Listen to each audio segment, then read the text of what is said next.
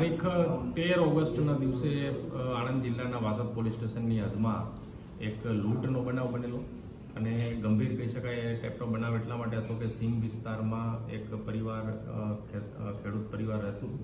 તો રાત્રે ત્યાં 5-7 લૂંટારો આવેલા અને પરિવારને બંધક બનાવી અમને ગભરાવી ધમકાવી અને દાગીના રોકડ વગેરેની લૂંટ કરાવીને આ જતો રહ્યો.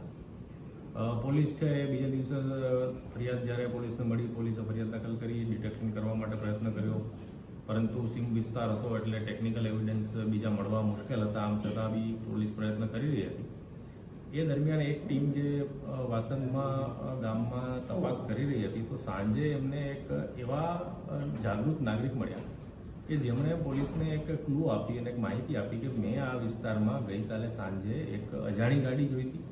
એટલું જ નહીં પણ એમણે ગાડીનું ડિસ્ક્રિપ્શન આપ્યું, ગાડીનો નંબર આપ્યો, ગાડી કયા કલરની હતી અને કેટલા લોકો હતા એ માહિતી આપી.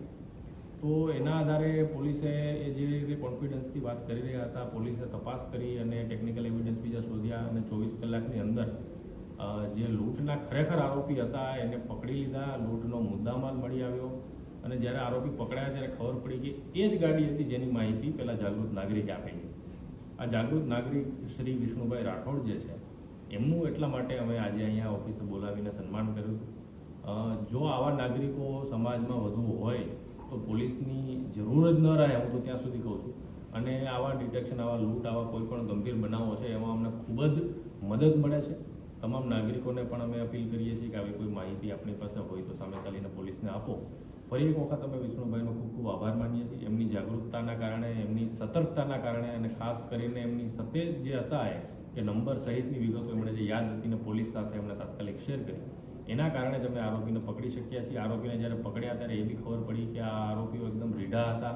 તમામ 4-5 આરોપીઓ છે એ તમામ આરોપીઓ ઓછામાં ઓછા 8થી 10 ગુનાઓમાં અગાઉ લૂંટ, ધાડ સહિતના ગંભીર ગુનાઓમાં અગાઉ એમના નામ આવી ચૂકેલા હતા. આરોપી તરીકે એવા પ્રકારના આરોપી હતા.